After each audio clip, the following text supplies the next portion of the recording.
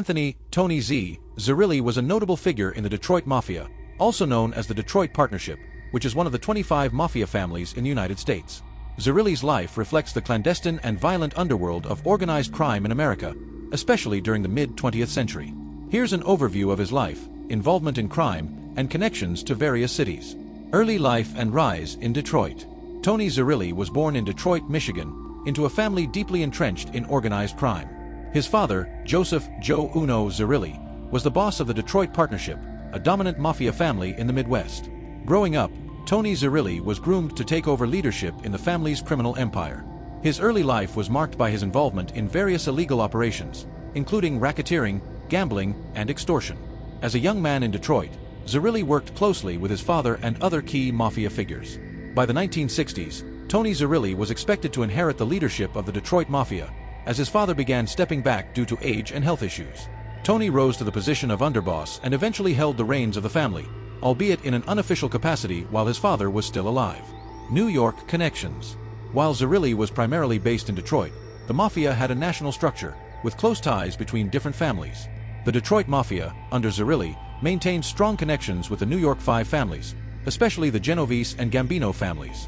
Zerilli traveled frequently to New York City, where he engaged in discussions about national mafia matters, including disputes, power struggles, and business operations. Las Vegas ventures. In the 1970s, Tony Zerilli attempted to expand his influence by getting involved in Las Vegas. Like many mafia families during that time, the Detroit Partnership sought to gain control of casino operations, which were lucrative businesses for the mafia due to their ability to launder money and generate massive profits through gambling and entertainment. Zerilli became a key player in these operations and used his influence to profit from the burgeoning casino industry. However, his ambitions in Las Vegas were thwarted by law enforcement crackdowns and internal mafia disputes. In 1974, Zerilli was convicted on federal racketeering charges related to skimming money from Las Vegas casinos, a common practice by various mafia families. He spent several years in prison as a result. Involvement in the Hoffa disappearance.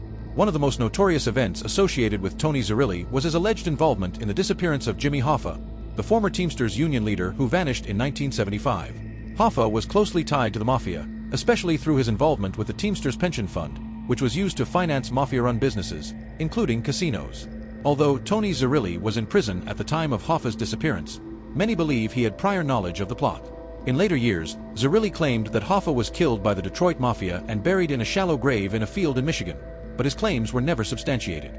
Despite several investigations and searches, Hoffa's body has never been found. Return to Detroit and decline of power. After his release from prison in the 1980s, Tony Zerilli returned to Detroit, but his power and influence within the Mafia had diminished. The FBI and other law enforcement agencies had been aggressively pursuing organized crime figures across the country, making it harder for Mafia families to operate with the same impunity they had enjoyed in previous decades. Additionally, internal struggles within the Detroit Partnership weakened Zerilli's hold on the family. Zerilli attempted to regain control, but the Detroit Mafia was not as powerful as it once had been. The decline of traditional Mafia activities, combined with increased scrutiny from law enforcement, made it difficult for Zerilli to rebuild the family's influence. Final years and documentary revelations. In his later years, Tony Zerilli lived a relatively quiet life compared to his younger days. He passed away in 2015 at the age of 87. Towards the end of his life, Zerilli made headlines by speaking publicly about his knowledge of the Hoffa case. He claimed in interviews and a 2013 documentary that he knew exactly where Hoffa's body was buried. Despite these claims, no new evidence was found, and the mystery of Hoffa's disappearance remained unsolved. Zerilli's cooperation with journalists and documentary filmmakers toward the end of his life was seen by some as an attempt to clear his name or seek redemption. His statements added to the intrigue surrounding the Hoffa case, but they did little to change the narrative that had been established by decades of investigations. Death and legacy. Tony Zerilli's death in 2015 marked the end of an era for the Detroit Mafia. He was one of the last surviving members of the old guard of organized crime figures who dominated American cities in the mid-20th century. Zerilli's life is a reflection of the Mafia's rise and fall in the United States, a story marked by power, violence, wealth, and ultimately, decline. Despite his efforts to leave a lasting legacy in the criminal world, Zerilli's later years were characterized by his diminishing influence and the fading power of the Mafia in America.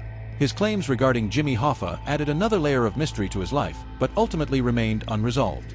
Today, Tony Zerilli is remembered as a key figure in the Detroit Mafia and a symbol of the Mafia's once vast reach across America, particularly in cities like Detroit, New York, and Las Vegas. His story has been explored in various documentaries and books, shedding light on the inner workings of organized crime in America. Thanks for tuning into Sika True Crime Docs.